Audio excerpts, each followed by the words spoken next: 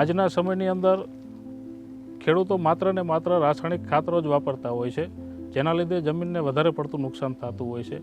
તો એ જમીનને બચાવવા માટે આપણે રાસાયણિક ખાતર ઓછું કરી અને ઓર્ગેનિક મેન્યુરમાં આપણે જવું પડશે, જેના લીધે આપણે જમીનની ફળદ્રુપતા જળવાઈ રહે અને લાંબો સમય સુધી આપણી પેઢીઓ દર પેઢીઓ સુધી આપણી જમીન સચવાઈ રહે, કે જે આગળની પેઢીઓ ખેતી કરી શકે એવી જમીન બચે. એટલા માટે રાસાયણિક ખાતરો ઓછા કરી અને ઓર્ગેનિક મેન્યુર વધારી અને ઓર્ગેનિક ખેતી આપણે કરવી જ પડશે. મારું નામ અસવાર જયદીપસિંહ, ગામ કોણ, તાલુકો ધાંગધ્રા, જિલ્લો સુરેન્દ્રનગર. હું 2007થી ખેતી કરું છું. મારી પાસે 110 વીઘા જમીન છે, જેની અંદર મારે 40 વીઘાના દાડમ છે અને બાકીની જમીનમાં મારું ટ્રેડિશનલ ખેતી છે, જેમાં મગફળી, કપાસ, શિયાળુ સિઝનમાં ઘઉં, જીરું, વરિયાળી વગેરેના વાવેતર થાય છે. 2023ની અંદર જ્યારે મેં મારી જમીનનું પૃથ્થકરણ કરાવ્યું ત્યારે એની અંદર અહેવાલમાં કાર્બનનું પ્રમાણ મારે 0.5% આવેલું હતું.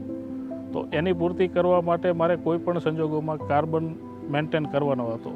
તો મેં માર્કેટની અંદર તપાસ કરી કે ભાઈ કાર્બન મેન્ટેન કરવા માટે શું કરવું પડે. તો રીધિ સિદ્ધિ ફર્ટિલાઇઝરની અંદરથી મને એક એવી પ્રોડક્ટ જોવા મળી કે જે બ્લેક કાર્બન કરીને છે, જે કૃષિ ઇન્ડિયા ક્રોપનું છે.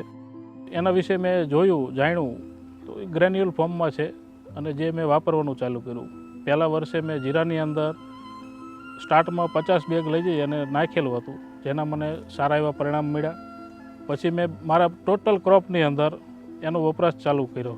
ત્યારબાદ મારા દાડમની અંદર પણ હું પર પ્લાન્ટ 500 ગ્રામ બ્લેક કાર્બનનો યુઝ કરું છું. મારા દાડમનું પછી બીજી વખત જ્યારે મેં રિપોર્ટ કરાવ્યો જમીનનો, ત્યારે એની અંદર 0.75 થી 80નું કાર્બન લેવલ મારું આવેલું હતું. એનો સીધો અને આડકતરી રીતે જોવો હતો કે ભાઈ બ્લેક કાર્બન વાપરવાથી આપણો જમીનનું કાર્બન લેવલ વધે છે. કાર્બન લેવલની પૂર્તિ કરવા માટે બ્લેક કાર્બન બેસ્ટ છે. હું કૃષિ ઇન્ડિયાનું બ્લેક કાર્બન વાપરું છું અને ખેડૂત મિત્રો, આપ પણ કૃષિ ઇન્ડિયાનું બ્લેક કાર્બન વાપરો અને સમૃદ્ધિના સાથીદાર બનો.